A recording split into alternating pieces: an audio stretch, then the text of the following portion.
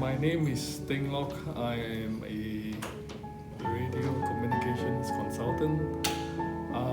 I came to know about CASUGOL through a friend who knew I was interested in Python programming, and I thought 3 days was just nice enough for me.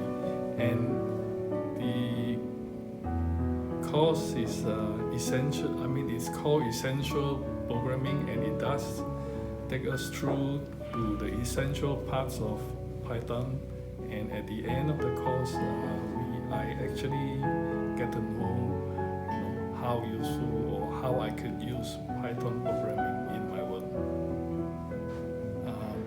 The class is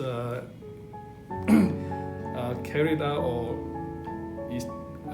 is located in a convenient part of the city, and it is comfortable, and the instructor is knowledgeable and helpful. Yeah.